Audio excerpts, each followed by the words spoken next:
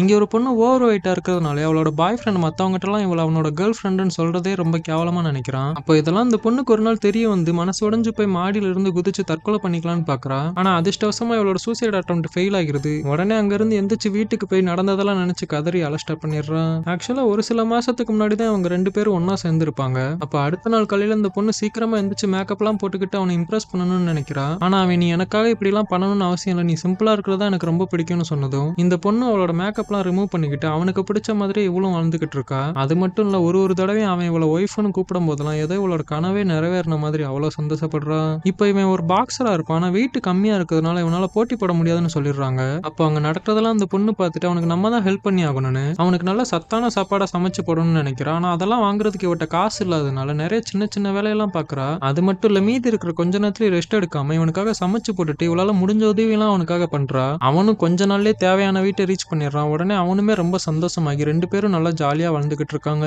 இப்போ எல்லாம் நல்லபடியா போயிட்டு இருக்குன்னு நினைக்கும் போதே ஒரு நாள் அவனுக்கு சாப்பாடு கொடுக்கறதுக்காக அவன் ஜிம்முக்கே போயிடுறா. அப்ப அங்க இருக்கிறவனுங்களாம் அந்த பொண்ணை பார்த்ததும் இதுதான் உன் கேர்ள் ஃப்ரெண்டான்னு கேட்க அவளை இவனோட கேர்ள் ஃப்ரெண்டுன்னு சொல்றதே அசிங்க நினைச்சு எல்லாரும் முன்னாடி அதெல்லாம் இல்ல சும்மா டைம் பாஸ்ன்னு சொல்லி அசிங்கப்படுத்தி அங்க இருந்து அனுப்பிச்சிடுறான். ஆக்சுவலா அந்த பொண்ணோட எக்ஸ் பாய் ஃப்ரெண்டுமே இப்படிதான் இவன் நல்லா இல்லன்னு சொல்லிட்டு இவளோட பெஸ்ட் ஃப்ரெண்டே கல்யாணம் பண்ணியிருந்திருப்பான். அதுக்கப்புறம் தான் இவன் வந்து நல்ல மாதிரி பேசியிருந்திருப்பான். ஆனா இவனுமே அப்படிதான் தெரிஞ்சதும் மாடியில இருந்து குதிச்சிருந்திருப்பா. இப்போ இவளோட சூசைட் அட்டெம்ப்ட் ஃபெயில் ஆகி அழுதுட்டு இருக்கும்போது சடனா ஒரு ஜிம்மோட போஸ்டர் பாக்குறா. உடனே நம்மளும் எல்லாரும் முன்னாடி சாதிச்சு காட்டணும்னு அந்த ஜிம்ல போய் ஜாயின் பண்ணிட்டு ஏதாச்சும் ஒரு மேட்ச்லயாச்சும் நம்ம ஜெயிச்சு காட்டணும்னு பயங்கரமா ட்ரைனிங் பண்ண ஸ்டார்ட் பண்றா. ஆனா இவ போட்டிக்கு அப்ளை பண்ற ஒரு ஒரு தடவையுமே வெயிட் அதிகமா இருக்குதுன்னு சொல்லி இவளை ரிஜெக்ட் பண்ணிடுறாங்க. இருந்தாலும் முயற்சியை கைவிடாம கஷ்டப்பட்டு பயிற்சி எடுத்து ஒரு வருஷத்துலயே ஒரு ப்ரொஃபஷனல் பாக்ஸராகவே மாறிடுறா.